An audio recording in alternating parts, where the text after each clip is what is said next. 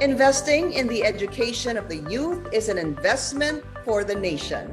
One of the country's largest conglomerates paves the way towards this bright future by giving scholarship grants to deserving Filipino students.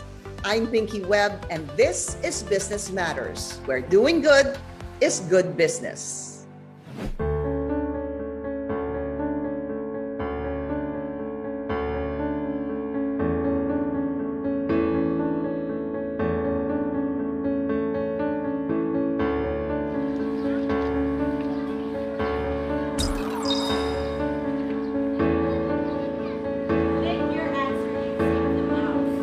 Education is known as the great equalizer, as it opens doors to limitless possibilities, even to those who have less in life.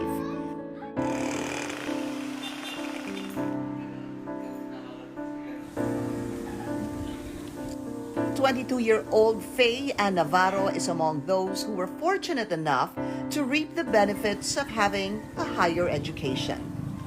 Having a degree in accountancy, Faye is able to help her family with their finances, working as an accountant for a construction company in Pampanga. But looking back, Faye knew that her hopes of finishing school was just a pipe dream, with poverty being the biggest obstacle blocking her way. Noon po, mahirap lang po kami. May mga utang po kami. Kasi po kailangan pong i-sustain para sa pag-aaral namin at pangkain po namin. Unang-una po, 3 po kaming sabay-sabay na nag-aaral. Pangalawa po, ang income lang po namin noon kasi farmer po yung tatay ko. Bali, hindi po laging may pera po sa amin. Kapag ani lang po, doon lang po kami nagkakaroon ng pera. Tapos ang nanay ko po namamasukan. Living his whole life impoverished, Faye's father, Anastasio, who is a rice and corn farmer, like his kin before him, made their situation his motivation to work doubly hard so that his 3 children won't experience the back-breaking labor of his trade.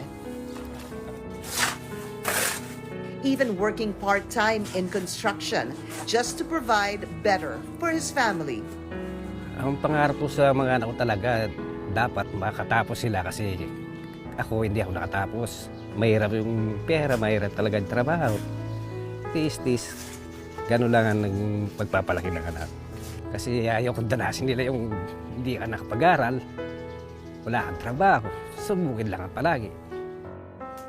Like her husband, Rosario Navarro didn't receive any formal education growing up and was forced to face the harsh realities of life early on. But despite the great handicap, Rosario made up for it with grit and determination.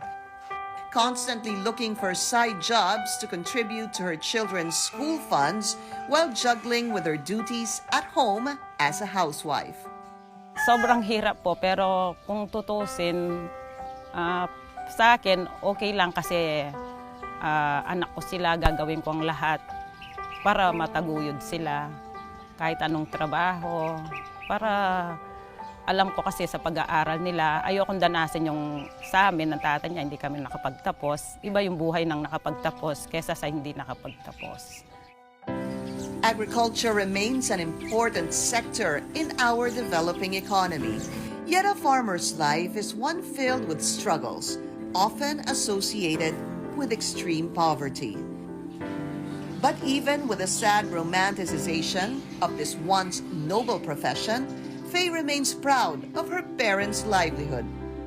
Sa pagiging farmer po yun, wala nang po nagja-judge sa kanya. Kasi sobrang sipag po ng magulang ko. Lahat po ng trabaho, aside po sa pagiging farmer niya, nag-construction worker din po siya. Tapos ang nanay ko po namamasukan, nagbe-business din. Sobrang sipag po ng magulang ko. But Faye is a realist.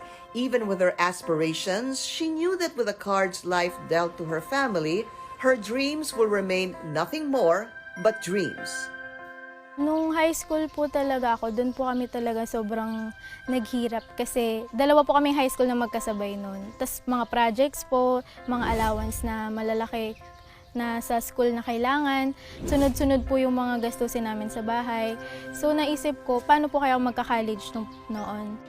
Never want to give up, Faye's resolve remained firm.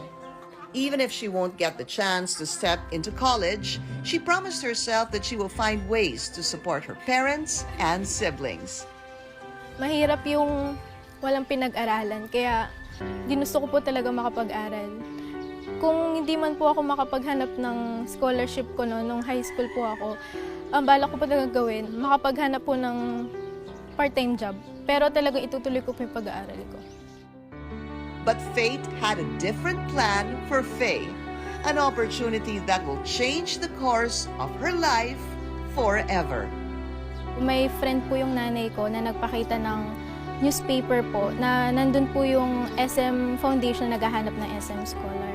And then pinasa ko po yung mga requirements and then pasok naman po ako. So nagbaka sakali po akong pumunta sa SM Pampanga noon.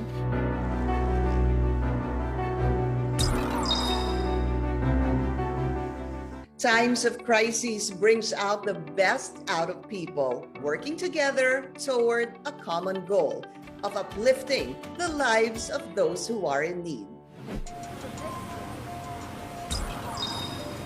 Years of invaluable legacy and over 2 decades of fostering the Filipino youth's education and well-being, this is how one of the country's largest conglomerate gives back to society by providing scholarship grants to deserving Filipino students. The SM College Scholarship Program started in 1993 with the vision of our founder, Tatang Mr. Henry C. Sr., to enable economically challenged students to finish their college degrees, which in turn will enable them to change the economic status of their families. As we all know, Tatang was not able to finish his college degree due to poverty. He had to work very hard at a very early age in order to sustain himself. The education program is composed of 2 social group pillars, the school building program and the scholarship program. To date, more than 100 school buildings in grassroots communities were established nationwide, and over 7,600 scholars have graduated vocational and college education. The application for the College Scholarship Program is now online. They can check the website of SM Foundation, and it is open to the following: all grade 12 graduates from public or private schools in the areas covered. Applicants from private schools must have a DepEd voucher and must be grade 10 finishers from public high schools. They must also have a general weighted average of at least 88%, equivalent to grade 12 during their first semester. And they must have a total household income of at most 150,000 per year. Through the years, the company prides itself in seeing the way their beneficiaries have turned their life around for the better, which was exactly what happened to Ray, who now holds a high position in a multinational oil and gas company. Nanggaling ako sa isang simpleng pamilya.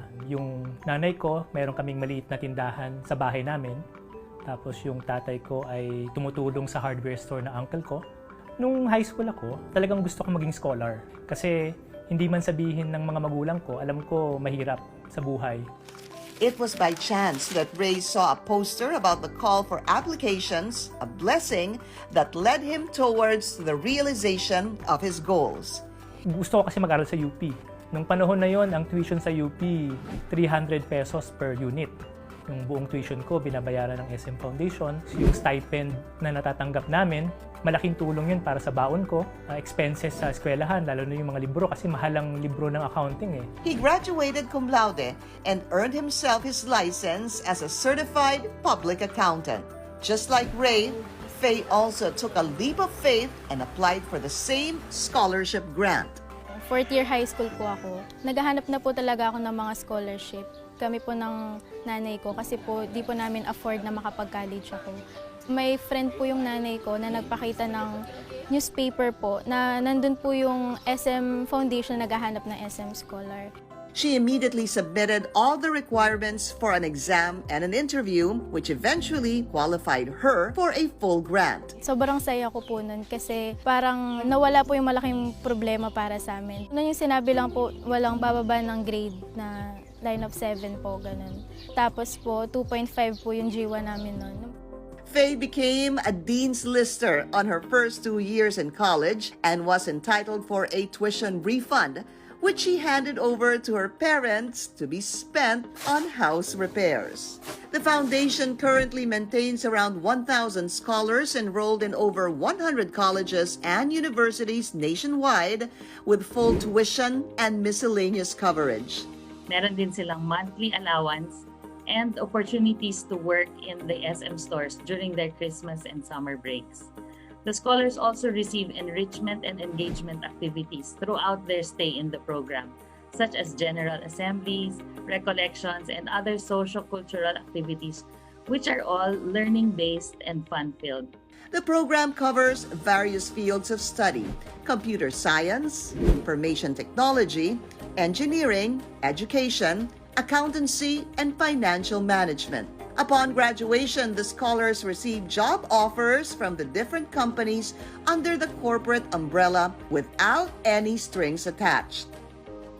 Lagi ko nga sinasabi sa mga kaibigan ko, pati na rin sa mga katrabaho ko ngayon sa kumpanya, no, na ang aking college education ay utang ko sa SM Foundation. Likewise, Faye is now an accountant and able to help her family survive despite the hardships brought about by the pandemic. Sobrang laking blessing po ng SM Foundation kasi yung buong college ko po, wala po akong binayaran. Kung hindi po ako natanggap bilang SM scholar, hindi ko po alam kung makakapagtapos po ba ako ng college. Investing in the education of the youth holds the same value as investing in the future of the nation. A deeply ingrained principle that guides this foundation in carrying out its mission. For SM, the scholarship program is a way of providing our countrymen with a fighting chance against poverty.